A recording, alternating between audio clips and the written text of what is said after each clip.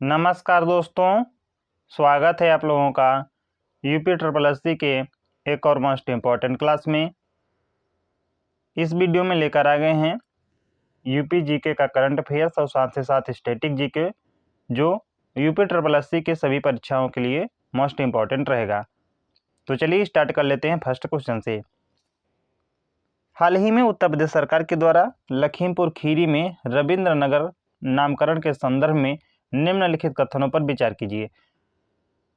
तो देखिए, अभी जो है उत्तर प्रदेश सरकार ने जो लखीमपुर खीरी है डिस्ट्रिक्ट, यहीं पर जो है एक कह सकते हैं बस्ती थी, अब उसी का जो है नामकरण कर दिया गया है, जिसका नामकरण कर दिया गया है रविंद्र नगर। उसी के संदर्भ में आप लोगों को दिए गए ऑप्शनों में विचार करना है और कथन सही सत्य क्या है उसी को पहचान कर बताना है। तो चलिए हम लोग देख लेते हैं। तो यह जो है नामकरण वर्ष 1971 के युद्ध के दौरान जो पूर्वी पाकिस्तान था, यहीं से आए हुए जो विस्थापित परिवार थे उन्हीं के सम्मान में किया गया है। तो देखिए, जो पूर्वी पाकिस्तान है, क्योंकि 1900 मतलब कि 71 से पहले जो है बांग्लादेश को पूर्वी पाकिस्तान कहा जाता है और जो वर्तमान पाकिस्तान है उसे जो है पश्चिमी मतलब कि पाकिस्तान कहा जाता था। तो वर्ष 1971 ईस्वी में जो है भारत और पाकिस्तान का युद्ध होता है और उस समय के प्राइम मिनिस्टर इंदिरा गांधी जी के द्वारा पूर्वी पाकिस्तान को जो है आज़ाद कर दिया जाता है। वर्तमान जो है बांग्लादेश की उत्पत्ति होती है। इतना आप लोगों को आई थिंक पता होगा। उसी के जो शरणार्थी थे, कह सकते हैं जो लोग थे, उस मतलब कि उस समय जो है भारत में आ गए थे। भारत में कहाँ गए थे? तो लखीमपुर खीरी जो उत्तर प्रदेश में पड़ता है, इसलिए हमारे लिए मोस्ट इंपॉर्टेंट हो जाता है। तो वर्तमान में जो है इसका जो है नामकरण जो है रविंद्र नगर कर दिया गया है। तो बिल्कुल यह क्या हो जाएगा? राइट हो जाएगा, क्योंकि यहीं से जो है यह लोग आए थे वर्ष 1971 में और जो है यहीं पर बस गए थे। जो पूर्वी पाकिस्तान है, जो यह जो है विस्थापित परिवार थे, मतलब कि क्या हो जाएगा? बिल्कुल राइट हो जाएगा। सेकंड कह रहा है कि जो है रविंद्रनाथ ठाकुर के नाम पर यह जो है बस्ती उत्तर प्रदेश और जो बांग्लादेशी संस्कृत है उसी के ऐतिहासिक संबंधों को क्या करती है? दर्शाती है। तो बिल्कुल यह जो है करेक्ट हो जाएगा। जो उत्तर प्रदेश के कह सकते हैं कहीं ना कहीं संस्कृत और साथ ही साथ जो बांग्लादेश के संस्कृत है मिक्सर हो जाएगा, क्योंकि वर्ष 1971 से रह रहे हैं, इसलिए क्या है यह ऐतिहासिक संबंधों को भी दर्शाती है। तो यह बिल्कुल राइट हो जाएगा। थर्ड कह रहा है कि जो है इससे पहले इन बस्तियों को जो है आधिकारिक तौर पर स्वतंत्र नगर के नाम से जाना जाता था। तो देखिए, स्वतंत्र नगर के नाम से नहीं जाना जाता था, इसलिए क्या हो जाएगा? यह रॉन्ग हो जाएगा। तो सत्य पूछा था, तो ऑप्शन नंबर 1 और मतलब 2 किसमें है? तो ऑप्शन नंबर जो है ए करेक्ट हो जाएगा। तो आप लोगों को सिंपल इतना ध्यान रखना है कि वर्ष 1971 मतलब कि जो भारत और पाकिस्तान का युद्ध हुआ था, तो वर्तमान जो पूर्वी पाकिस्तान मतलब बांग्लादेश है उसमें में से जो है कई सारे शरणार्थी जो हैं यह भारत में आकर बसे थे। कहाँ पर? लखीमपुर खीरी में, जिसका मतलब कि उस जहाँ पर यह बसे थे उन बस्तियों का जो है वर्तमान नाम क्या कर दिया गया है? रविंद्र नगर कर दिया गया है। इससे पहले इन जो बस्तियों में रहते थे उसका नाम क्या मतलब रहा, मतलब कि कहा जाता था उसे, तो यानी जो पुराना नाम था इनका तो बंगाली बस्ती कहा जाता था। यानी जो बंगाली बस्ती है अब इसका नाम चेंज कर कर रविंद्र नगर कर दिया गया है। इतना आप लोगों को जो है याद रखना है बस। और बस्तियों को मतलब कि जो है बंगाली बस्ती भी कहते थे, या कह सकते हैं विस्थापितियों की बस्ती भी कहा जाता था। तो नया नाम क्या कर दिया गया है? रविंद्र नगर कर दिया गया है। घोषणा किसके द्वारा की गई है? तो मुख्यमंत्री जो हमारे सीएम हैं योगी आदित्यनाथ के द्वारा ही, क्योंकि इन्होंने सबसे ज़्यादा जो है नाम चेंज किए हैं। महत्व क्या है? वर्ष 1971 युद्ध के बाद जो है आए हिंदू विस्थापतियों के जो है सम्मान में है जो किया गया है। राष्ट्रगान के रचयिता रविन्द्रनाथ टैगोर के नाम पर जो है यह जो है रविंद्रनगर किया गया है। तो देखिए, जो रविन्द्रनाथ ठाकुर है इन्होंने जो है भारत का भी राष्ट्रगान लिखा है और साथ ही साथ जो है इन्होंने ही जो है बांग्लादेश का जो है वर्तमान मतलब राष्ट्रगान क्या है? उमार सुमार, इसकी भी जो है रचना की है। और भारत का क्या है? तो जनगण मन। दोनों की कह सकते हैं कि भारत और बांग्लादेश के मतलब कि राष्ट्रगान के रचयिता कौन है? तो रविन्द्रनाथ ठाकुर जी हैं। और ये कहाँ से रिलेटेड हैं? तो ये जो है पश्चिम बंगाल कह सकते हैं, या बंगाल से मतलब जो पहले था कलकत्ता वहाँ से रिलेटेड थे। अब यह जो है आधिकारिक पहचान इसे जो है दे दी गई है। तो वर्तमान में जो है अब इसका नाम क्या कर दिया गया है? तो रविंद्र नगर कर दिया गया है। चलिए क्वेश्चन नंबर सेकंड देख लेते हैं। हाल ही में जो है उत्तर प्रदेश राज्य परिवर्तन आयोग और जो हिंदुजा ग्लोबल सॉल्यूशन है, इन्हीं के बीच जो है समझौता का प्राथमिक उद्देश्य क्या है? तो देखिए, राज्य परिवर्तन आयोग साथ ही साथ जो हिंदुजा ग्लोबल सॉल्यूशन है, इसी के मध्य जो है एक समझौता हुआ था, जिसका प्राइमरी मतलब कि जो उद्देश्य है, ऑब्जेक्ट है, आप लोग बताना है कि क्या था। तो राज्य के सभी जो प्राथमिक विद्यालय हैं इसमें इसे क्या करना है, स्मार्ट क्लास रूम में जो है स्थापित करना है, यह था। या डिजिटल विभाजन को पाटने के लिए ग्रामीण क्षेत्रों को में जो है उच्च गति वाला जो है ब्रॉडबैंड जो है उसे विस्तार करना था। ऐसे कह रहा है कि कृषि क्षेत्र में जो है आर्टिफिशियल इंटेलिजेंस का प्रयोग को बढ़ावा देने के लिए किया गया था। या शहरी क्षेत्रों में जो है 5G नेटवर्क की जो बुनियादी ढांचे हैं इनके निर्माण करने के लिए किया गया था। या ई है, इनमें से कोई नहीं। तो देखिए, यह उत्तर प्रदेश राज्य परिवर्तन आयोग तथा जो हिंदुजा ग्लोबल सॉल्यूशन है इसके साथ जो समझौता हुआ था, इसका जो प्राइमरी उद्देश्य था यह था कि जो डिजिटल विभाजन है, यानी डिजिटल विभाजन का मतलब यह होता है कि जैसे किसी गांव में अभी भी जो है बहुत सारे लोगों के पास क्या है, अभी जो है इंटरनेट, मान लीजिए मोबाइल चला रहे हैं, जैसे कि आप लोग जो है वर्तमान में जो है यूज कर रहे हैं मोबाइल, तो कहीं ना कहीं आप लोग जो है इंटरनेट से जुड़े हुए हैं। और जो व्यक्ति जो है इंटरनेट से नहीं जुड़ा हुआ है, कह सकते हैं जो मोबाइल नहीं चला पा रहा है, उन्हीं के मध्य जो एक गैप है, तो उन्हीं को क्या कहा जाता है, तो डिजिटल विभाजन कहा जाता है। इसी को मतलब कि दूर करने के लिए इन दोनों के मध्य जो है समझौता हुआ है, आप लोगों को ध्यान रखना है। यानी ग्रामीण क्षेत्रों में अब क्या करना है कि उच्च गति वाला जो ब्रॉडबैंड है इसका विस्तार कर देना है, ताकि इंटरनेट वहाँ और ज़्यादा पहुँच जाए, ताकि जो है और बहुत सारे जो लोग दूर दराज के है, कह सकते हैं जंगल वाला इलाका हुआ, या फिर जहाँ मतलब कि टावर नहीं लगाया जा सकता था, उससे जो है कनेक्ट हो जाए इंटरनेट से, ताकि जो डिजिटल विभाजन है वर्तमान में, तो यह बहुत मतलब कि कम हो जाए। तो इसका जो मुख्य उद्देश्य था यही था। तो राइट आंसर ऑप्शन नंबर क्या हो जाएगा, बी हो जाएगा। तो जो डिजिटल विभाजन खत्म करने के लिए जो है समझौता हुआ था दोनों के मध्य, जो तारीख हुई थी तो 9 मार्च 2026 को। तो हम लोग देख ही चुके हैं, STC और HGC 1 वोट मतलब कि इसमें पार्टनर हैं। उद्देश्य क्या है, तो गाँव में जो है हाई स्पीड का इंटरनेट प्रदान करना है।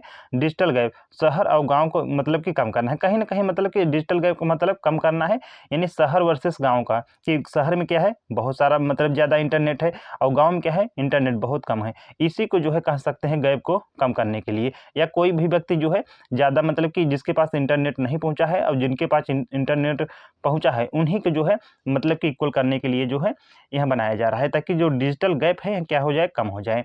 इसका जो है इम्पैक्ट यानी जो है प्रभाव क्या रहेगा, तो ऑनलाइन शिक्षा कहीं ना कहीं जो है इससे जो है आप लोग जिसे यूट्यूब से क्लासेस ले रहे हैं, किसी ऐप के माध्यम से क्लासेस ले रहे हैं, तो यह क्या है एजुकेशन ऑनलाइन वहीं कर रहे हैं। और साथ ही साथ डिजिटल रोजगार भी प्रदान किया जाएगा, और ई गवर्नेंस मजबूत होगी, जैसे कि कोई भी सरकार की जो है स्कीम आती है, तो जब इंटरनेट ही नहीं रहेगा तो कैसे ग्रामीण वहाँ के जो हैं लोग मतलब कि उसका लाभ उठा पाएंगे। तो इसे भी जो है मजबूत करने के लिए तो ध्यान रखना है, इतना जो है इसका जो है इम्पैक्ट है, यानी आप लोगों को ध्यान रखना है इसका जो कीवर्ड है कि डिजिटल इंक्लूजन। चलिए हम लोग क्वेश्चन नंबर 3 देख लेते हैं। सेफ मोबिलिटी प्रोग्राम के संबंध में निम्नलिखित कथनों पर परीक्षण करना है। फर्स्ट कह रहा है कि जो यह कार्यक्रम है यह उत्तर प्रदेश के सभी 75 जिलों में एक साथ है अप्रैल 2026 में शुरू किया गया। तो आप लोगों को बताना है कि जो सेफ मोबिलिटी प्रोग्राम है इसी के संबंध में कि जो यह कार्यक्रम है यह उत्तर प्रदेश के सभी 75 डिस्ट्रिक्ट में अप्रैल 2026 में क्या शुरू किया गया था।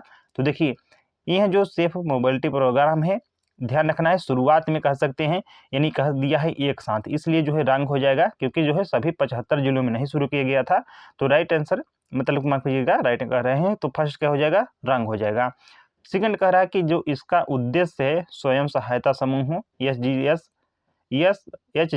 की महिलाओं को ई रिक्शा चालक के रूप में क्या करना है, प्रशिक्षित करना है। तो बिल्कुल राइट हो जाएगा। तो ध्यान रखना है जो इसका जो कह सकते हैं जो उद्देश्य स्वयं सहायता समूह की जो महिलाएं हैं उन्हों की ई रिक्शा के मतलब चालक के रूप में क्या किया जाएगा, प्रशिक्षित किया जाएगा सेफ मोबिलिटी प्रोग्राम के अंतर्गत। थर्ड कह रहा है कि जो यह योजना है यह लखपति जो दीदी पहल शुरू की गई थी उसी के पहल के लक्ष्य को जो है प्राप्त करने के लिए क्या करना होगा, मतलब कि प्राप्त करने में यह सहायक भी रहेगा। तो 2 और 3 क्या हो जाएगा, सत्य हो जाएगा। यानी जो यह योजना है कौन सी, तो सेफ मोबिलिटी प्रोग्राम, यह जो योजना है सेफ जो मोबिलिटी प्रोग्राम है लखपति दीदी जो पहले शुरू की गई थी उसी का जो लक्ष्य था उसी को प्राप्त करने के लिए यह जो है उसमें भी कह सकते हैं सहायक करेगी। तो 2 और 3 मतलब कि राइट हो जाएगा, क्योंकि सही ही पूछा था, तो ऑप्शन नंबर बी करेक्ट हो जाएगा। जो फर्स्ट है यहाँ पे जो है 75 जो है एक साथ देने के कारण जो है यहाँ रंग हो जाएगा, मतलब कि 1, 2 और 3 क्या होगा, सत्य होगा। तो जो शुरुआत में जो है कह सकते हैं कौन कौन से डिस्ट्रिक्ट शामिल थे, तो अयोध्या कह सकते हैं, गोरखपुर, वाराणसी, कौशाम्बी, झांसी एक्सेट्रा। इसका जो कंसेप्ट का है तो वहीं महिलाओं के द्वारा जो है महिलाओं के लिए क्या करना है, परिवहन करना है। और सेफ मोबिलिटी प्रोग्राम जो अप्रैल 2026 में शुरू किया गया था, इससे का लक्ष्य क्या है, तो 1000 जो है ई रिक्शा वितरण करेगा। फोकस तो महिलाओं की सुरक्षा और रोजगार भी मतलब उत्पन्न होगा। मुख्य बिंदु क्या रहा है इसका, तो SG यानी जो समूह मतलब कि जो कार्यरत हैं महिलाएं, इन्हीं को ड्राइविंग ट्रेनिंग देना है। और उसके साथ ही साथ जो है पिंक ई रिक्शा जो है और UPSRLM के द्वारा जो है संच परिवहन रहेगा यहाँ। तो इतना आप लोगों को इसके बारे में जानना है। चलिए हम लोग देख लेते हैं हम नेक्स्ट। सारस सर्किट परियोजना के भौगोलिक विस्तार में सारस लैंड के रूप में किन जिलों को जाना जाता है, तो लखनऊ, कानपुर, प्रयागराज, मिर्जापुर, इटावा और मैनपुरी, पीलीभीत और लखीमपुर खीरी, या इनमें से कोई नहीं। तो देखिए सारस सर्किट कहीं ना कहीं यदि सारस रिलेटेड होगा तो आप लोगों का थोड़ा सा भी अगर पढ़े होंगे तो लखनऊ, कानपुर, हाँ कानपुर हो सकता है लेकिन लखनऊ देखिए नहीं होगा, कि न प्रयागराज, न मिर्जापुर, न तो पीलीभीत। तो बचा कौन सा, जो इटावा वाला रीजन है, जो मतलब कि आगरा वाला रीजन है कह सकते हैं, तो इटावा और मैनपुरी। तो राइट आंसर ऑप्शन नंबर क्या हो जाएगा, सी हो जाएगा इसमें। इतना आप लोगों को ध्यान रखना है। सारस सर्किट जो है परियोजना के भौगोलिक विस्तार में जो सारस लैंड के रूप में जो जिले शामिल हैं या उन्हीं जिलों को विकसित किया जाएगा, तो वहाँ है इटावा और मैनपुरी, क्योंकि यहीं पर जो है सरसई नावर झील भी है। आप लोगों को ध्यान रखना है इटावा और जो कह सकते हैं जो आगरा वाला रीजन है, यहाँ पर जो है सारस कंजर्वेशन भी स्थित है। इसी कारण जो है यह योजना कौन थी, तो सारस लैंड के रूप में इस इन जिलों को जो है विकसित किया जा रहा है। तो सेफ मोबिलिटी प्रोग्राम अप्रैल 2026 में शुरू किया गया था। लक्ष्य इसका जो है डिटेल आई थिंक मिस हो गया PDF बनाने में, कोई बात नहीं है, दोबारा उसका मतलब PDF लग गया, इसका PDF नहीं लग पाया, माफ़ कीजिएगा, आप लोगों से रिक्वेस्ट है, माफ़ कीजिएगा। चलिए हम लोग क्वेश्चन नंबर 5 देख लेते हैं। उत्तर प्रदेश बजट 2026-27 और हालिया कैबिनेट निर्णयों के संदर्भ में कौन सा जो है मिलान सही है, तो फर्स्ट कह रहा है कि जो गेहूं का न्यूनतम समर्थन मूल्य है 2026-27 का जो मिनिमम सपोर्ट प्राइस है गेहूं का कितना है, तो 2585 प्रति क्विंटल है। सेकेंड कह रहा है कि जो मुख्यमंत्री सामूहिक विवाह योजना है इसके अंतर्गत जो है लाभार्थी को जो है 1.01 लाख रुपए यानी कह सकते हैं 1,01,000 रुपये जो है प्रति लाभार्थी प्रदान किया जाएगा, तो बिल्कुल यह भी राइट है। मुख्यमंत्री जो कन्या सुमंगला योजना थी, अब इसके तहत जो है 25,000 जो है राशि प्रदान की जाएगी। पहले कितने प्रदान की जाती थी, तो 15,000, वर्तमान में मतलब कि 10,000 बढ़ाकर कितना कर दिए गए हैं, तो 25,000 कर दिया गया है। यह आप लोगों को ध्यान रखना है। जो उत्तर प्रदेश बजट 2026 जो और 27 में आया था इसी के अंतर्गत, तो 1, 2 तीनों के तीनों क्या है, सत्य हो जाएगा। तो ऑप्शन नंबर जो है डी राइट हो जाएगा। चलिए नेक्स्ट देख लेते हैं क्वेश्चन नंबर 6। उत्तर प्रदेश के निम्नलिखित स्थलों और उनसे संबंधित हालिया उपलब्धियों पर विचार कीजिए।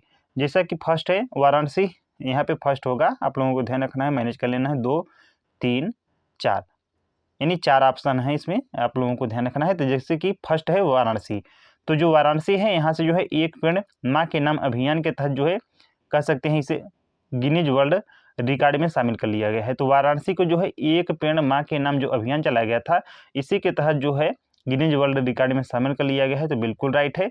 मथुरा जो वृंदावन यानी जो मथुरा का वृंदावन है, यहाँ पर जो है नंद किशोर सोमानी ऑन्कोलॉजी जो है ब्लॉक का उद्घाटन किया गया है।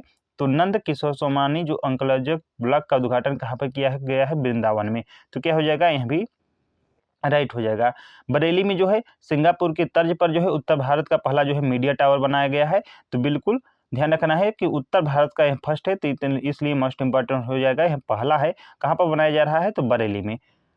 थर्ड है एटा में जो पटना पक्षी अभ्यारण्य है इसे जो है हाल ही में रामसर साइट के रूप में जो है अतिरिक्त अनुदान दिया गया है, तो बिल्कुल यह भी राइट हो जाएगा कि जो पटना पक्षी अभ्यारण्य है जो एटा वाला है इसे जो है उत्तर प्रदेश का जो है 11वीं रामसर साइट का भी दर्जा जो है दे दिया गया है। आप लोगों को ध्यान रखना है, तो यह भी सत्य हो जाएगा।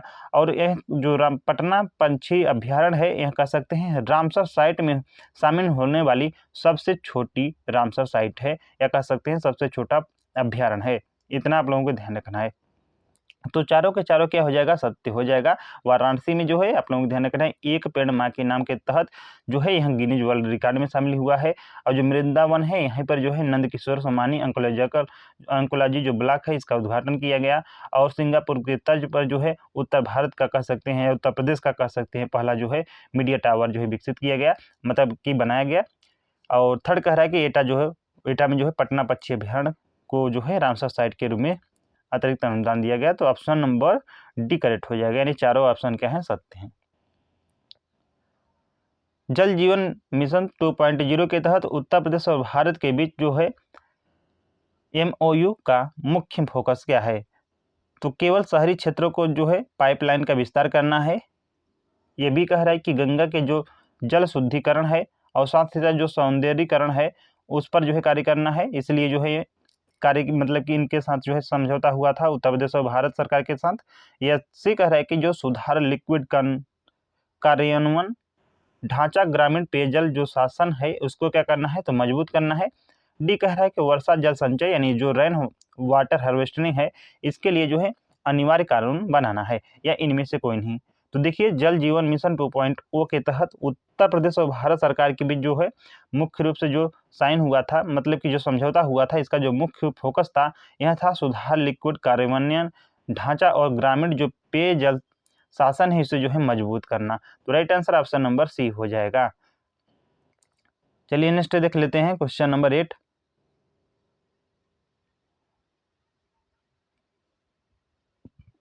केन बेतवा लिंक परियोजना के अंतर्गत केन नगर प्रणाली के पुनरुद्धार के संबंध में निम्नलिखित कथनों पर विचार करना है। देखिए आप लोगों को ध्यान रखना है, जो मतलब कि भारत की नदी जो जोड़ो परियोजना है, पहली कौन सी है, तो केन बेतवा लिंक परियोजना ही है। ध्यान रखना है इसी के अंतर्गत एक कौन सी नहर है, तो केन नहर है। इसी के अंतर्गत आप लोगों को मतलब कि दिए गए चारों में से कौन सा सही है आप लोगों को बताना है। यानी जो केन नहर प्रणाली है उससे क्या क्या किया जा रहा है, पुनरुद्धार किया जा रहा है। इसी के संदर्भ में बताना है जो केन बेतवा लिंक परियोजना है इसी का जो है पानी कहीं ना कहीं जो है केन नहर जो प्रणाली है यह सप्लाई करेगी। तो देखिए फर्स्ट क्या कह रहा है कि जो यह जो है इस यानी पुनरुद्धार परियोजना की जो कुल लागत होगी अनुमानित यह है 1191.51 करोड़, यानी 1191.51 करोड़ रुपए है। तो बिल्कुल जो केन नहर प्रणाली के पुनरुद्धार के लिए जो पैसा दिया गया है यह है 1191.51 करोड़ रुपए। तो फर्स्ट क्या हो जाएगा, सत्य हो जाएगा, यानी सही है। इस परियोजना के लिए जो है केंद्र और राज्य सरकार के बीच जो है वित्तीय भागीदारी का जो अनुपात है यह 60:40 है। तो देखिए जो यह परियोजना है यह दोनों की है, केंद्र और राज्यों की, लेकिन जो वित्तीय भागीदारी का अनुपात 60:40 नहीं होकर 90:10 का है। यानी अगर 100 रुपया खर्चा हो रहा है तो 90 रुपया जो है भारत सरकार देगी और 10 रुपया जो है मतलब कि उत्तर प्रदेश सरकार देगी, न कि 60 और 40 का रेशियो है। इतना आप लोगों को ध्यान रखना है। तो क्या हो जाएगा, यहाँ रॉन्ग हो गया। थर्ड कह रहा है कि जो यह परियोजना है वर्ष 2025 से 28 तक जो है केवल नहरबंदी की दौरान ही कार्यान्वित की जाएगी। ध्यान रखना है यहाँ पर जो केवल है यह क्या है, बिल्कुल सत्य है। तो कहीं कहीं पर जो है केवल लिखने से आप लोगों को ध्यान रखना है यदि मतलब कि वहाँ जो है सत्य हो सकता है, तो बिल्कुल राइट है। जो यह नहरबंद है आप लोगों को ध्यान रखना है नहरबंदी के दौरान जो है कार्यान्वित की जाएगी 2025 से 28 तक। तो ध्यान रखना है क्या है, यह भी सत्य है। नहरबंद होने की ये जो मतलब की अवधि में की जाएगी, जो नहरबंदी है इसका मतलब यहाँ होता है। ठीक, तो 1 और 3 क्या हो जाएगा, सत्य हो जाएगा। तो ऑप्शन नंबर सी राइट हो जाएगा। तो चलिए हम लोग अब क्वेश्चन नंबर इसका डिटेल देख लेते हैं। तो केन नहर प्रणाली जो पुनरुद्धार परियोजना है 4 नवंबर 2024 को अनुमोदित की तिथि थी इसकी, यानी कह सकते हैं उद्घाटना। लागत इसकी कितनी है, तो 1191.51 करोड़ रुपए। परियोजना किसके अंतर्गत है, तो केन बेतवा लिंक परियोजना के अंतर्गत है। मुख्य बिंदु क्या रही है, तो केंद्र और राज्य का जो वित्तीय अनुपात है 90:10 है। और इसका कार्य क्या है, तो क्षतिग्रस्त नहरों को क्या करना है, मरम्मत करना है, पक्की संरचनाओं का पुनर्निर्माण करना है, इसकी जो टाइम पीरियड है 2025 से 2028 तक और लक्ष्य 2027-28 तक क्या करना है, पूर्ण करना है। नेक्स्ट क्वेश्चन है, ग्रुप कैप्टन शुभांशु शुक्ला के संदर्भ में निम्नलिखित कथनों पर क्या करना है, परीक्षण करना है। देखिए मोस्ट इंपॉर्टेंट पर्सन है जो 2025 में 26 में कह सकते हैं बहुत फेमस हुए। तो इन्हीं के संदर्भ में आप लोगों को बताना है, क्योंकि इनका जो जन्म हुआ था ये कह सकते हैं यह यूपी से रिलेटेड है, लखनऊ में जन्म हुआ था इनका, इसलिए हमारे लिए मोस्ट इंपॉर्टेंट हो जाता है। तो इन्हें जो है 77वां जो गणतंत्र दिवस मनाया गया था 2026 में, इसी में जो है शांति काल का सर्वोच्च वीरता जो है पुरस्कार अशोक चक्र, इन्हें जो है सम्मानित किया गया था। तो देखिए शांति काल का जो है सर्वोच्च जो वीरता पुरस्कार होता है कौन सा होता है, सर्वप्रथम ध्यान रखना है, तो अशोक चक्र होता है, जिन्हें 77वें गणतंत्र दिवस के समारोह पर जो है कैप्टन शुभांशु शुक्ला को जो है मतलब कि दिया गया। तो क्या हो जाएगा, फर्स्ट सही हो जाएगा। सेकंड कह रहा है कि जो है वे विंग कमांडर राकेश शर्मा के बाद जो है अंतरिक्ष में जाने वाले दूसरे भारतीय अंतरिक्षयान थे, मतलब कि दूसरे भारतीय अंतरिक्ष यात्री हैं। तो बिल्कुल यह भी राइट है। तो फर्स्ट कौन से हैं, तो राकेश शर्मा हैं। इन्हीं के बाद जो है अब जो है कैप्टन कह सकते हैं शुभांशु शुक्ला जी ने भारतीय अंतरिक्ष यात्री बने हैं। कौन से नंबर के, तो सेकेंड नंबर के। थर्ड कह रहा है कि इन्होंने जो है एक्जिम 4 मिशन जो था कह सकते हैं, इसी के तहत जो है स्पेस एक्स के जो क्रू ड्रैगन है अंतरिक्ष यान ग्रेस के पायलट के रूप में कार्य किया। तो ध्यान रखना है आप लोगों को कि जो इनका मेन प्रोजेक्ट यानी एक्जिम 4 यह जो है नासा का प्रोजेक्ट था, इसी के तहत जो है स्पेस एक्स का एक है क्रू ड्रैगन अंतरिक्ष यान ग्रेस के रूप में क्या क्या किया था, तो पायलट के रूप में इन्होंने कार्य किया था। तो बिल्कुल यहाँ भी राइट हो जाएगा। तो 1, 2 और 3 तीनों के तीनों क्या हो जाएगा, सत्य हो जाएगा। तो right answer option number D correct हो जाएगा। चलिए हम लोग देख लेते हैं इनसे, क्योंकि मोस्ट इंपॉर्टेंट है भाई, आ सकता है। तो यदि आता है तो हम लोग इतना पढ़ लेंगे कि वो इससे बाहर ना जाए। भाई अब यूपी ट्रिपल है, कोई भी भरोसा नहीं है कि कहाँ से पूछ ले, इसलिए जो है ज़्यादा डिटेल में कराया जा रहा है। और यदि आप लोगों को वीडियो पसंद आए तो अपने दोस्तों के साथ शेयर करना है, और साथ ही साथ जो है चैनल को माफ कीजिएगा, चैनल को सब्सक्राइब करें और वीडियो को जो है ज़्यादा से ज़्यादा लाइक करें। तो आप लोगों से रिक्वेस्ट है, वीडियो बनाने में जो है टाइम लगता है और मेहनत भी बहुत ज़्यादा लगती है, तो आप लोगों को यदि हेल्पफुल लगे तभी जो है आप लोग वीडियो को जो है लाइक करें। यदि आप लोग नहीं तो सजेशन भी दे सकते हैं कमेंट बॉक्स में, मैं और अच्छे लेवल के जो है प्रश्न डिजाइन करूंगा। चलिए हम लोग अब देख लेते हैं शुभांशु शुक्ला जी के बारे में 2026 से जो अपडेटेड जानकारी है हमारे लिए। तो 25 जनवरी को जो है तो अशोक चक्र प्रदान किया गया था, आप लोगों को ध्यान रखना है। शांति काल का क्या है, यहाँ सर्वोच्च वीरता सम्मान है। प्रमुख तथ्य, तो ये निवासी कहाँ के हैं, लखनऊ के। इनका मिशन क्या था, तो एक्जिम 4 मिशन। भूमिका क्या रही थी, तो पायलट, वही जो क्रू ड्रैगन था कह सकते हैं। मिशन डिटेल, तो 25 जून 2025 को प्रक्षेपण किया गया। यान का क्या नाम था, तो क्रू ड्रैगन ग्रेस। रॉकेट, तो फाल्कन 9 था। स्थान, केनेडी स्पेस सेंटर यूएसए। और ISS पर पहुंच गए 26 जून 2025 को। तो ISS पर पहुंच गए 26 को 2025 में 26 जून को, और वापसी कब हुई, 15 जुलाई 2025 को। स्पेस अचीवमेंट, तो ISS पर जाने वाली हैं क्या है, फर्स्ट भारतीय हैं। और अंतरिक्ष में जाने वाले दूसरे भारतीय हैं, फर्स्ट कौन थे, तो राकेश शर्मा, जो कब गए थे, तो 1984 में। चलिए क्वेश्चन नंबर हम लोग 10 देख लेते हैं। उत्तर प्रदेश की महत्वपूर्ण संस्थाओं और उनकी जो है स्थापना वर्ष के संदर्भ में कौन सा मिलान गलत है। ध्यान रखना है क्या पूछा है, गलत है।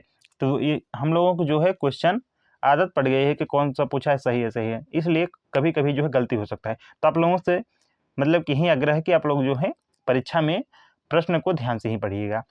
तो फर्स्ट क्या है, उत्तर प्रदेश जो है बेसिक शिक्षा परिषद जो है इसकी स्थापना 1972 में होती है। सेकंड कह रहा है कि उत्तर प्रदेश जो भाषा विभाग था इसकी स्थापना 1958 में की जाती है। उत्तर प्रदेश संस्कृत संस्थान 1981 में। उत्तर प्रदेश हिंदी संस्थान 1976 में। और उत्तर प्रदेश द्वितीय राजभाषा जो घोषित की गई थी उर्दू को 1989 ईस्वी में। तो इसमें क्या पूछा है, तो रंग पूछा है। तो देखिए इसमें जो रंग हो जाएगा, जो उत्तर प्रदेश संस्कृत संस्थानम है, कह सकते हैं संस्थान है, इसकी स्थापना 1981 में न होकर 1976 में होती है। आप लोगों को ध्यान रखना है, उसी समय जो है उत्तर प्रदेश हिंदी संस्थान की स्थापना होती है, यानी 1976 में। तो ऑप्शन नंबर सी करेक्ट हो जाएगा। क्योंकि यहाँ गलत है। बाकी उत्तर प्रदेश जो बेसिक शिक्षा परिषद है 1972 में, 1958 में उत्तर प्रदेश भाषा विभाग अधिनियम आया, कह सकते हैं स्थापना हुआ। 1976 में उत्तर प्रदेश जो है हिंदी संस्थान की स्थापना हुई, और 1989 ईस्वी में उर्दू को जो है द्वितीय भाषा कह सकते हैं राजभाषा घोषित किया गया। चलिए स्टैटिक देखिए हम लोग थोड़ा सा देख लेते हैं। तो राज्य जो शैक्षिक अनुसंधान जो परिषद है इसकी स्थापना होती है 1981 में, बेसिक शिक्षा परिषद की स्थापना होती है 1972 में, कृषि अनुसंधान परिषद की स्थापना होती है 1989 ईस्वी में, डॉक्टर अंबेडकर टेक्नोलॉजी संस्थान इसकी स्थापना 1997 में होती है। यह कहाँ पर है? तो कानपुर में है। एम्स का मतलब कि एम्स जो है उत्तर प्रदेश में कितनी है? तो आप लोगों को ध्यान रखना है, केवल 2 हैं। कहाँ कहाँ पर हैं? तो रायबरेली में है और गोरखपुर में है। आयुर्वेदिक विज्ञान संस्थान या विज्ञान विश्वविद्यालय SFI इटावा में है। हिंदी संस्थान की स्थापना 1976 में होती है। संस्कृत संस्थान की स्थापना 1976 में होती है, और उर्दू को जो है द्वितीय राजभाषा का दर्जा दिया गया 1989 ईस्वी में। इतना आप लोगों को फैक्ट जो है याद कर लेना है। चलिए क्वेश्चन नंबर 11 देख लेते हैं। उत्तर प्रदेश के स्थापित प्रस्तावों पार्कों और उनके स्थानों को सम्मिलित कीजिए। तो उत्तर प्रदेश से रिलेटेड है स्थापित जो या कह सकते हैं या प्रस्तावित जो पार्क हैं और उनसे रिलेटेड स्थान, यानी वह किस जिले में स्थित हैं। जैसे कि फर्स्ट है डाटा सेंटर पार्क, सेकंड है नॉलेज पार्क, दियापुर प्लास्टिक पार्क, और डी है ट्रांस मेगा सिटी। तो देखिए आप लोगों को जो है बताना है। तो देखिए दिबियापुर जो प्लास्टिक पार्क है यह है औरैया में, क्योंकि यह जो है सोनभद्र में जो कह सकते हैं रिहंद वाला है, यहाँ पे प्लास्टिक पार्क है, कोई बात नहीं है। लेकिन दिव्यापुर में ही तो है, मतलब कि जो सोलर पैनल है जो यूपी का कह सकते हैं सबसे बड़ा है, आप लोगों को ध्यान रखना है, तैरता हुआ है। तो इसलिए इससे रिलेटेड कहाँ है? तो औरैया में। तो सी का हो जाएगा 1, सी का 1 किस में है? तो ऑप्शन नंबर ए राइट हो जाएगा। देखिए न तो इसमें है सी का 1, न इसमें, न इसमें, न इसमें। तो आप लोगों को ध्यान रखना है, यदि जो सर्वप्रथम आता है उससे जो है मिलाएं, उसके बाद जो है ऑप्शन को एलिमिनेट करना सीख जाएं, उसके बाद ऑप्शन जो है मतलब कि हमारे लिए जी हो जाएगा। तो डाटा सेंटर पार्क कहाँ हो जाएगा? तो 4, तो गौतम बुद्ध नगर में हो जाएगा। जो नॉलेज पार्क है 2, तो 2 में क्या है? ग्रेटर नोएडा हो जाएगा। दिबियापुर देखिए यहाँ पे हो सकता है कि थोड़ा कन्फ्यूजन हो जाए, क्योंकि ग्रेटर नोएडा जो है गौतम बुद्ध नगर में है, पर हमारे लिए एक ही ऑप्शन था, इसलिए कोई दिक्कत नहीं है। जब प्रश्न बनेगा तो हो सकता है जो मतलब कि या तो डाटा सेंटर वाला हो या फिर जो नॉलेज पार्क है इनमें से एक ही हो, मतलब कहीं ना कहीं जो है इसमें कन्फ्यूजन हो सकता है, आप लोगों को ध्यान रखना है। और फोर्थ क्या है? ट्रांस गंगा सिटी, तो यह उन्नाव में हो जाएगा, यानी 3 हो जाएगा। जबकि देविया पर प्लास्टिक पर औरैया में है। औरैया किसके लिए फेमस है? तो 1 डिस्ट्रिक्ट 1 प्रोडक्ट में घी के लिए प्रसिद्ध है, मोस्ट इंपॉर्टेंट है। तो पार्क और जो इंडस्ट्रियल हब है यूपी में उनसे रिलेटेड देख लेते हैं थोड़ा सा फैक्ट। तो डिफेंस पार्क कानपुर में, झांसी में, आगरा में और लखनऊ में बनाया जाएगा। Aerospace park Lucknow, Kanpur, Agra, Meerut, Gautam Buddh Nagar. Data centre Gautam Buddh Nagar में। ट्रोनिका सिटी गाजियाबाद को कहा जाता है। Trans Ganga city Unnao. Saraswati hitech city देखिए प्रयागराज में है। और मेगा लेदर पार्क कानपुर में। प्लास्टिक सिटी दिबियापुर कहाँ पर है? औरैया में। आप लोगों को इतना जो है ध्यान रखना है। मेगा लेदर पार्क कहाँ पर है? कानपुर में। और लेदर टेक्नोलॉजी पार्क कह सकता है, तो यह हो जाएगा बंथर उन्नाव में। चलिए क्वेश्चन नंबर 12 देख लेते हैं। उत्तर प्रदेश की जनजातियाँ 2011 की जनगणना के अनुसार ही आप लोगों को बताना है, क्योंकि अभी जो है लेटेस्ट वाली जनगणना नहीं आई है, जो डिजिटल जनगणना है ये आप लोगों को ध्यान रखना है। तो इसी के संदर्भ में निम्नलिखित कथनों पर क्या करना है? विचार करना है। तो फर्स्ट कह रहा है उत्तर प्रदेश की कुल जनसंख्या में जो अनुसूचित जनजाति हैं यानी ST हैं, इनका जो परसेंटेज है यह 0.6% है। सेकंड कह रहा है कि उत्तर प्रदेश में सर्वाधिक अनुसूचित जनजाति जनसंख्या वाला जिला कौन सा है? सोनभद्र है। बागपत जिला राज्य में सबसे कम अनुसूचित जनजाति वाला जिला है। इनकी मतलब कि बागपत में क्या अनुसूचित जो जनजाति हैं ST हैं, इनकी जो जनसंख्या है सबसे कम है। आप लोग बताना है कि कथन कौन सा सही है। तो देखिए जो 2011 है इसी की जनगणना के अनुसार उत्तर प्रदेश में जो है जनजातियाँ जो है सर्वाधिक कहाँ पर पाई जाती हैं? तो सोनभद्र में पाई जाती हैं। तो उत्तर प्रदेश में सर्वाधिक जो अनुसूचित जनजाति जनसंख्या वाला जिला है सोनभद्र ही है। तो 2 क्या हो जाएगा? सत्य हो जाएगा। और साथ ही साथ इनके जो है परसेंटेज में यदि काउंट की जाए कि जनसंख्या कितनी है, तो 0.6% बिल्कुल सही है। तो क्या हो जाएगा? फर्स्ट भी सही हो जाएगा।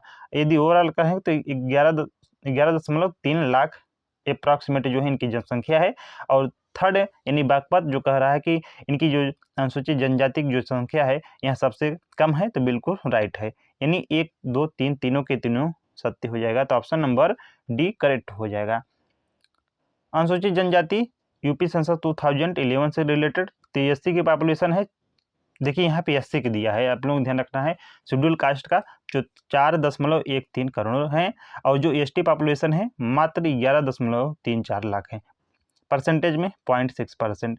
सबसे अधिक जो है एसटी वाला जिला सोनभद्र है, सबसे कम एसटी वाला बागपत है, और 10 जो नई जनजातियां जोड़ी गई थी यूपी में, यह कब जोड़ी गई थी, तो 2003 में, क्योंकि जो 2000 में कह सकते हैं जब उत्तराखंड अलग हुआ था और सारी जो जनजातियां थी यह जो है उत्तर प्रदेश से मतलब नहीं थी, वह उत्तराखंड में थी, तो वह उत्तराखंड में चली गई, जैसे कि भोटिया उटिया हुआ, तो इनसे रिलेटेड मतलब कि कहीं ना कहीं बाद में 2003 में उत्तर प्रदेश में 10 और जो जनजातियां थी इन्हें ऐड कर लिया गया है। चलिए हम लोग क्वेश्चन नंबर 13 देख लेते हैं। उत्तर प्रदेश की रक्षा औद्योगिक गलियारा डिफेंस इंडस्ट्रियल कॉरिडोर परियोजना के अंतर्गत निम्नलिखित में से कौन सा जो है नोड के रूप में शामिल नहीं है। इसमें पूछा है कि शामिल नहीं है, तो अलीगढ़, चित्रकूट, वाराणसी, झांसी, आगरा। तो देखिए अलीगढ़ भी शामिल है, चित्रकूट भी शामिल है, झांसी और आगरा भी शामिल है, लेकिन जो वाराणसी है यह उत्तर प्रदेश कह सकते हैं जो रक्षा औद्योगिक गलियारा है, डिफेंस इंडस्ट्रियल कॉरिडोर है, इस परियोजना के अंतर्गत शामिल नहीं है, यानी इसमें जो है कोई भी नोड नहीं शामिल होगा वाराणसी में। तो right answer option number C हो जाएगा। इसमें जो है 7 नोड यानी कह सकते हैं 7 जिले शामिल हैं। कौन कौन से, तो अलीगढ़ 1 हो गया, चित्रकूट 2 हो गया, झांसी 3 हो गया, आगरा 4, और साथ ही साथ जो कानपुर और लखनऊ के मध्य में, तो आप लोग कानपुर जाएंगे, लखनऊ, तो क्या हो गया, कानपुर, उन्नाव और लखनऊ, तो 3 हो गया। लेटेस्ट कौन सा है, तो उन्नाव वाला ही है, आप लोगों को ध्यान रखना है। चलिए अब हम लोग देख लेते हैं क्वेश्चन नंबर 14 को। उत्तर प्रदेश के कृषि अनुसंधान संस्थानों के संदर्भ में निम्नलिखित पर विचार कीजिए।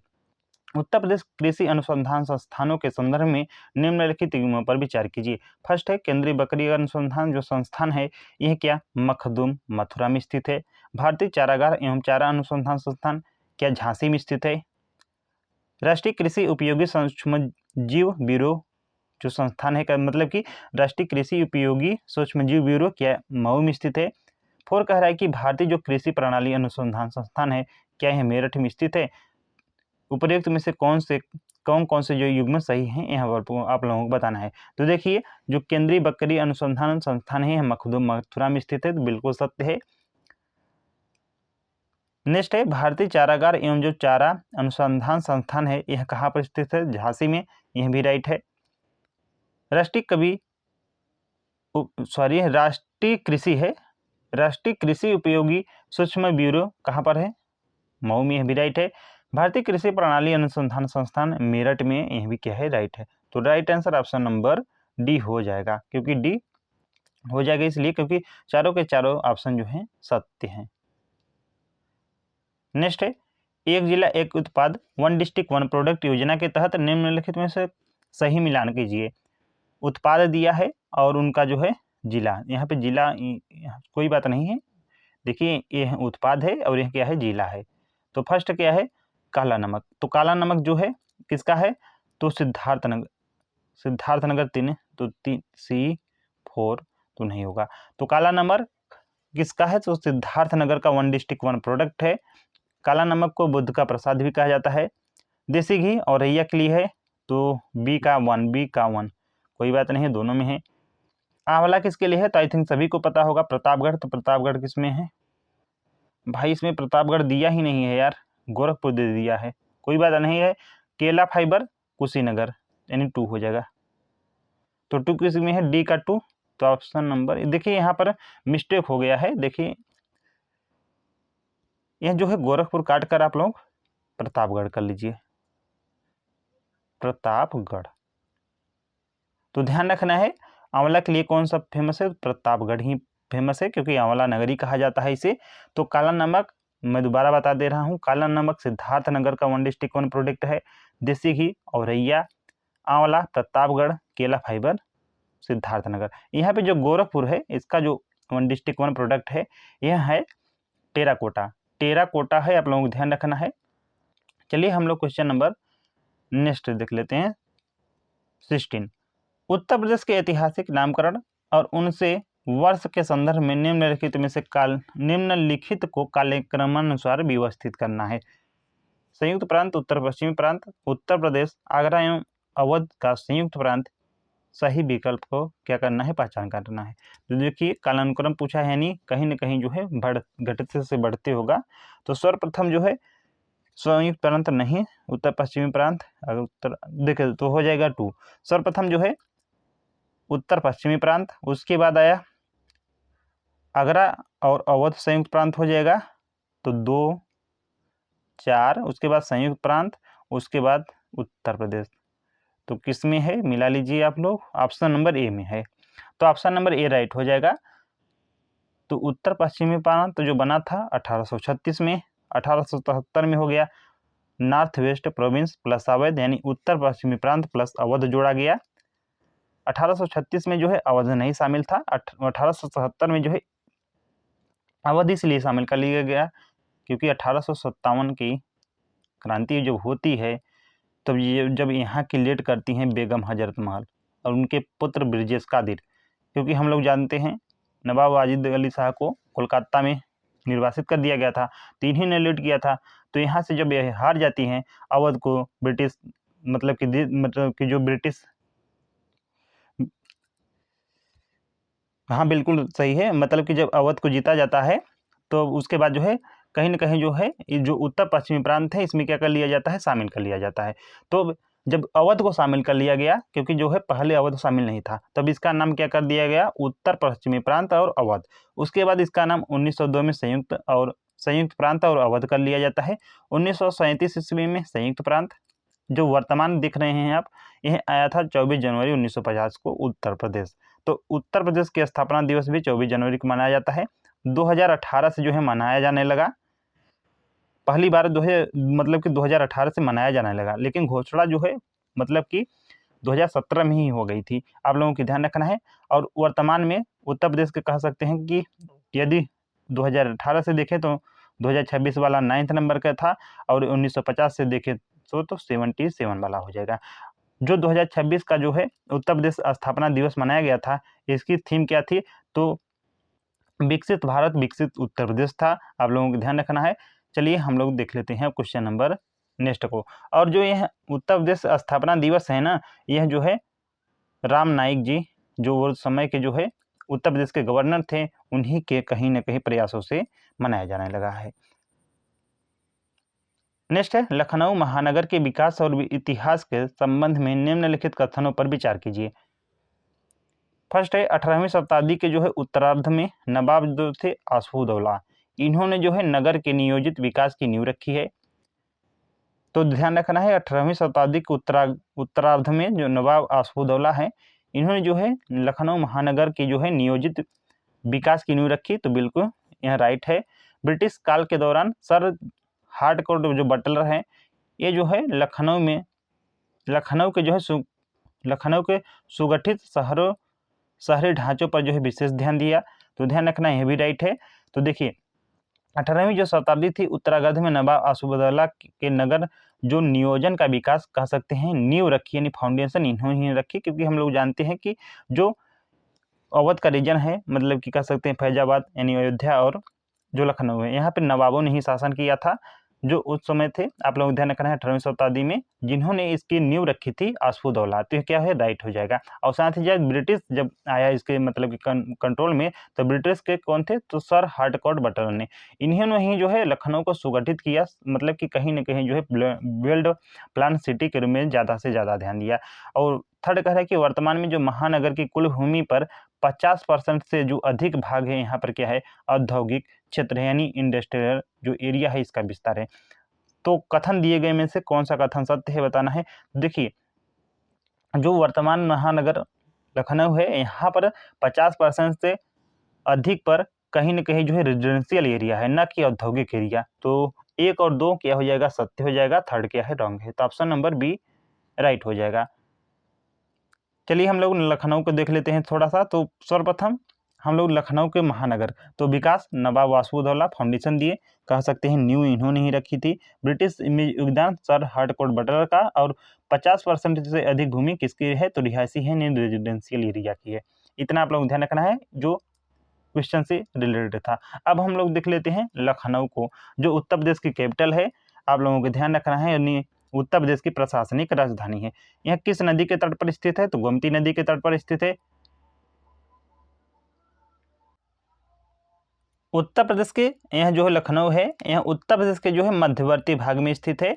लखनऊ मंडल के अंतर्गत जो है 6 डिस्ट्रिक्ट शामिल हैं, और कह सकते हैं कि एरिया वाइज जो है यह उत्तर प्रदेश का सबसे बड़ा मंडल है। लेकिन लखनऊ के साथ साथ जो है कानपुर और मेरठ में भी 6 जनपद शामिल हैं। प्रशासनिक और न्यायिक महत्व क्या रहा है, तो इलाहाबाद हाई कोर्ट की यहाँ पर क्या है, एक खंडपीठ भी है लखनऊ में। न्यायिक अनुसंधान एवं प्रशिक्षण केंद्र भी है लखनऊ में। औद्योगिक न्यायाधिकरण, जिनमें 6 में से 1 कहाँ है, लखनऊ में ही है। वैज्ञानिक अनुसंधान संस्थान, वेरी इंपॉर्टेंट, आप लोगों को ध्यान रखना है, central drug research institute CDRI है। CIMAP यानी औषधि एवं सुगंधित पौधे। भारतीय गन्ना अनुसंधान संस्थान, NBRI यानी नेशनल बॉटनिकल रिसर्च, यह भी लखनऊ में है। NBFGR यानी फिश जेनेटिक रिसोर्स, यह भी लखनऊ में है। CISH उपोष्ण बागवानी संस्थान, यह भी लखनऊ में है। और बीरबल साहनी पैलियो साइंस संस्थान, यह भी लखनऊ में है। ये आप लोगों को ध्यान रखना है, मोस्ट इंपॉर्टेंट है। सेंट्रल ड्रग रिसर्च इंस्टीट्यूट, औषधि एवं सुगंधित पौधे कह सकते हैं, प्लांट, यह भी मोस्ट इंपॉर्टेंट है। जो अनुसंधान संस्थान है यह लखनऊ में है। भारतीय गन्ना अनुसंधान संस्थान, यह भी लखनऊ में है। नेशनल बॉटनिकल रिसर्च, यह भी लखनऊ में है। फिश जेनेटिक रिसोर्सेज, यह भी लखनऊ में है।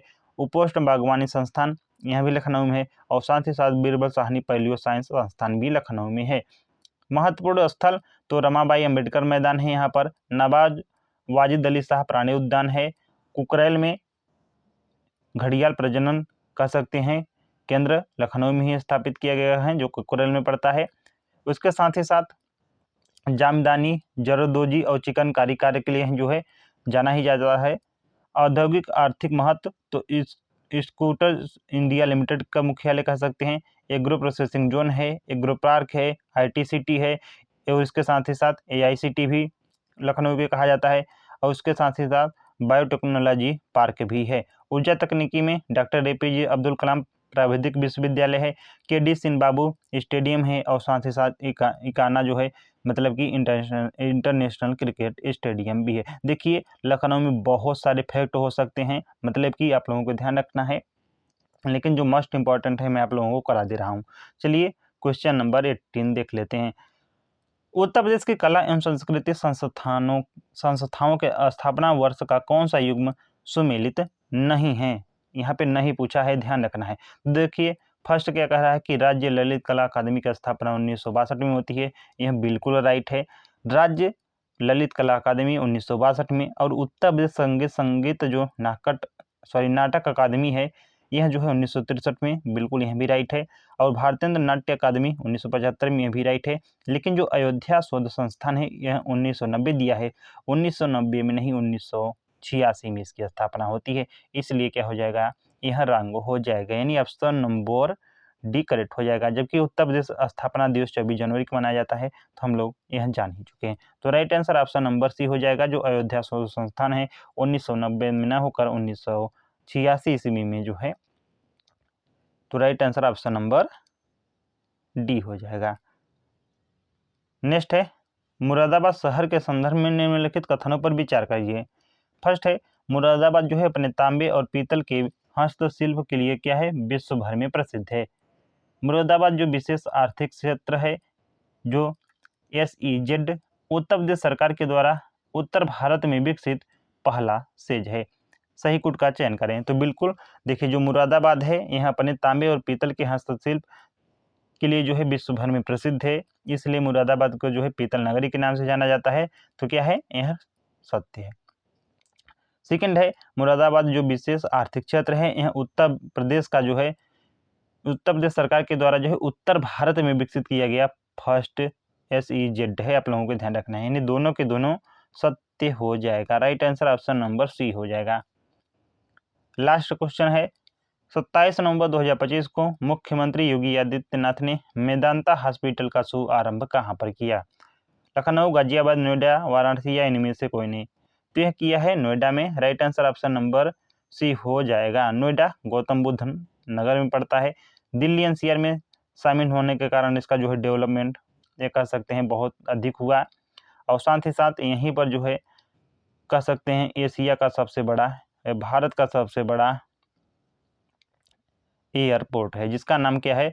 तो जेवर एयरपोर्ट है, जो अभी हाल ही में जो है प्रधानमंत्री नरेंद्र मोदी जी के द्वारा इसका उद्घाटन किया गया। उत्तर प्रदेश में अब कह सकते हैं कितने संचालित एयरपोर्ट हो चुके हैं? तो 5 हो चुके हैं। आप लोगों को बताना है कमेंट बॉक्स में कि उत्तर प्रदेश में 5 एयरपोर्ट हैं, उन जिलों के नाम जहाँ जहाँ पर एयरपोर्ट हैं इंटरनेशनल। आप लोगों को ध्यान रखना है इंटरनेशनल, न कि नेशनल। नेशनल और इंटरनेशनल मिलाकर उत्तर प्रदेश में 24 एयरपोर्ट हैं और एक्सप्रेसवे 22 हैं। आप लोगों को ध्यान रखना है। तो मिलते हैं नेक्स्ट वीडियो में। Thanks for watching. आप लोग कमेंट जरूर करें कि वीडियो कैसा लगा, इससे मोटिवेशन मिलता है और अच्छे जो है वीडियो बहुत बेहतरीन लेवल के आप लोगों को जो है मैं प्रोवाइड करूँगा। निसंकोच है, बिल्कुल फ्री ऑफ कॉस्ट प्रोवाइड किया जाएगा। तो मिलते हैं नेक्स्ट वीडियो में। Thanks for watching.